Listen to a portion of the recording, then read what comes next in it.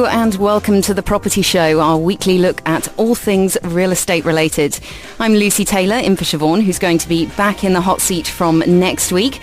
But this afternoon I'll be taking you through some of the major happenings in the property market, both locally and further afield.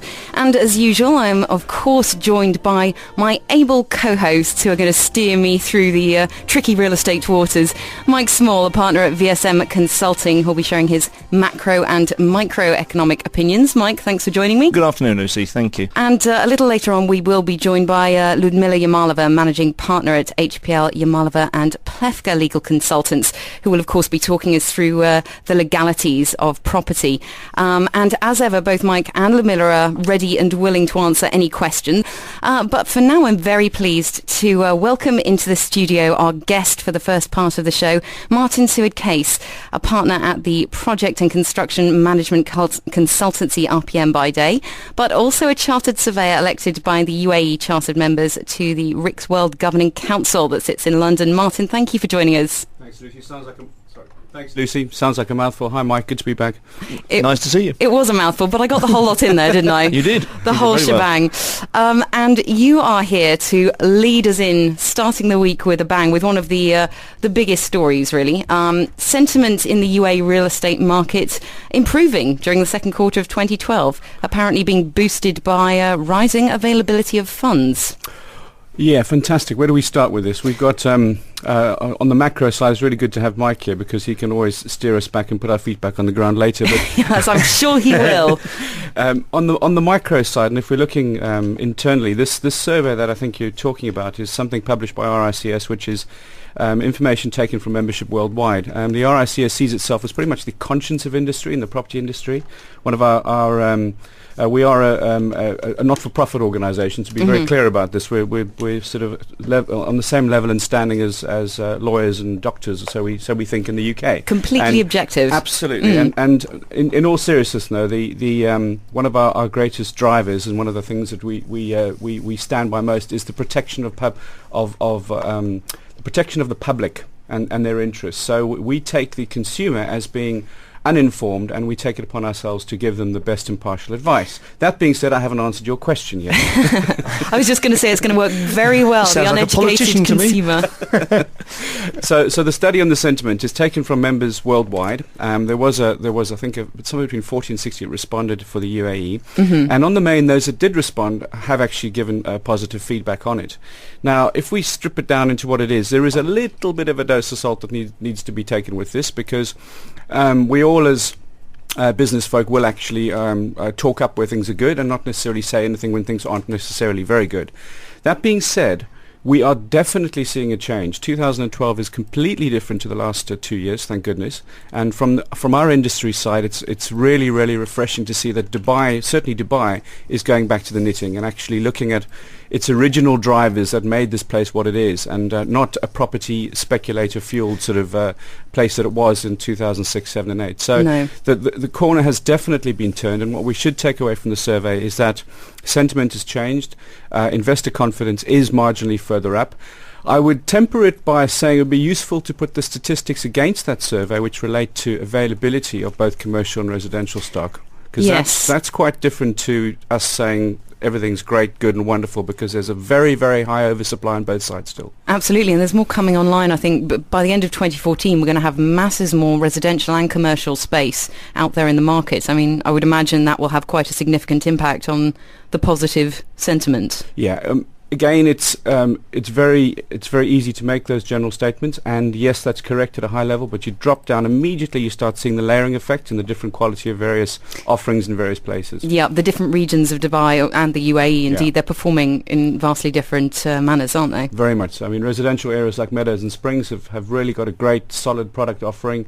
You've got Business Bay that's has bits and pieces that are working. Certainly DIFC is also working as well. So there are areas that are really, really quite strong. There's other areas which are further afield, which haven't really taken off. In fact, we can all see master developments around us that haven't gone, but that's for another topic and discussion. I was just going to ask you to talk about them, actually. No. A bridge too far, yeah. Yes, well, we are talking about the positivity angle here. First of all, tell us why there is all this positivity. What are the driving factors you mentioned there? Well, I think a lot of it has been tied to folks sitting back and watching and waiting. And Mike, I'm sure, will be able to give lots of examples later on why that's good and actually why more of it perhaps should be done in certain sectors. In Dubai, there was obviously a massive volume turned down when things started going skew. And with hindsight now, we could actually look at that and say that was quite effective, because what it did do was take some of the hysteria out of the market, albeit that the level of speculation had virtually gone out of control and was absolutely damaging the core fundamentals of the local economy.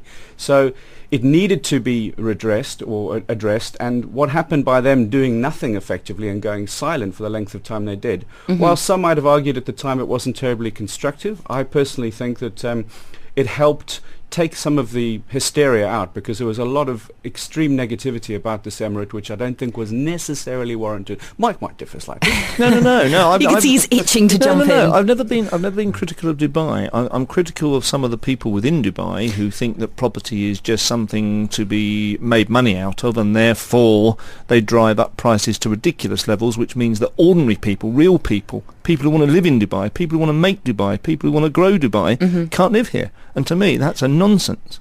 Well, what's both of your reactions to, I mean, the recent, we saw Emaar putting extra properties on sale, and they sold like hotcakes, and there was a lot of speculation that they were being bought to be flipped very quickly, and indeed that was happening in some instances. Isn't that going back slightly to the age of hysteria you mentioned there, Martin? Martin might know more about that, because that was the views I think we looked at, and it was about 4 or 5 weeks ago on this show. And what we tried to understand was, first of all, I was told that there was a 1-year hold period, that people couldn't flip the property within a year. Then I was told no, that was given up the day that it started, because they could realise they could sell a lot more if they gave it up. And people were saying, no, I'm not going to buy it unless that's given up. So I don't know. Martin may know a lot better, because I don't actually know the facts behind that. In the end, we never really got to the bottom of it. Thanks for the hospital pass. No, the facts my rugby training. It would be very likely when they offered it would have been careless for them not to put that caveat. I don't know the particulars of the case, but they should have definitely put that caveat in place regarding the flipping period limitation. That being said, Emaar are also in a very, very envious position of having this almost shadow support, even though publicly they don't have the support of the Emirate of Dubai as a government. They are a PJSC, so therefore they stand on their own feet. There is a perception in the market that they have this extra capability or leverage in terms of security. Wrongly or rightly so, that still exists. That being said, they also are very, very good at what they do. They know how to put these products out there, and they know how to position them, and they know how to market and place them extremely well. So as a developer, they are very, very far ahead of a lot of the other developers around, and that has obviously affected their offering. When and they they've put got an a good offering track out record, haven't they, Martin? I mean, they're proven, unlike a lot of developers in Dubai, Emaar are at least proven. They are, and I mean, they're one of these developers who, as we were saying earlier, there are patches in Dubai that just perform excellently and continue to do so, and Emaar developments do tend to be in that category, don't they? Absolutely. So going back to your original question. Yes, back to the start. The sentiment has clearly changed, and certainly from the construction industry side, which is really where my roots are, and we're extremely pleased to see it. As a small business on project management and cost management, that side of things, we've seen a real change. And where it's happening, which perhaps won't be on the mainstream radar of Joe Public who's listening in today, and that is business to business. And on business to business, we're seeing small areas very, very, very, very positive for ourselves, us brickies, and that is where you have things such as refurbishment. Now, the refurbishment market has always been, for ourselves, an indicator of what's happening, because those blue chips who sat on the sidelines going, well, it's not necessarily building a 60-story tower that tells you what the industry is doing. Where things do change and where people put their hands in their pockets is saying, hold on a second, let's relocate. Now, this has got a story in itself. What you have is those unfortunate blue chips who'd arrived here in 2007, 2008 had to put their hand in both pockets to get a rather expensive piece of real estate to move into. Indeed. They're now going, wow, look what's available. Now, a lot of these guys are upgrading now and moving into effectively better premises for the same money. And we're seeing this in our business because we do a lot of managing of refurbishments and not physical building, but we're the consultants who run it. And we can see a lot of very, very interesting brand names who are doing this now, who are moving and consolidating and expanding, actually. So that to us is good because they are investing. This still costs money to do refurbishments. It also tells us that the industries that we in property and construction rely on, which are blue chips, and we serve. We are not the industry. We are serving people. We are serving consumers. Yeah. And the brand names that are doing these things, the fact that they are putting their hands in their pockets and investing is, I think, for ourselves a very good sign that things are moving. Absolutely. Hi there and welcome back to this afternoon's edition of The Property Show. Thanks for staying with us.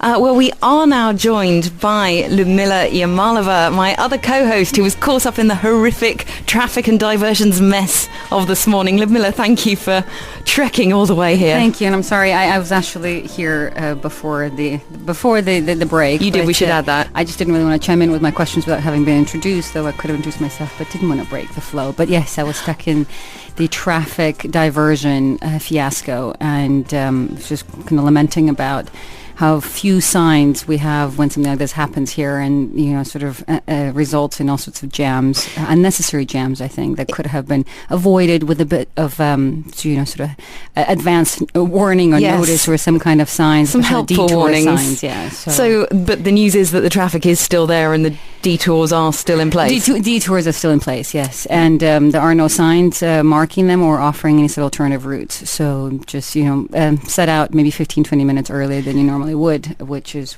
why I was late. In the meantime, we're back to the property discussion, though, and Martin, we were talking about the positive feeling in the UAE market before the break there. We've had a couple of texts in from one of them said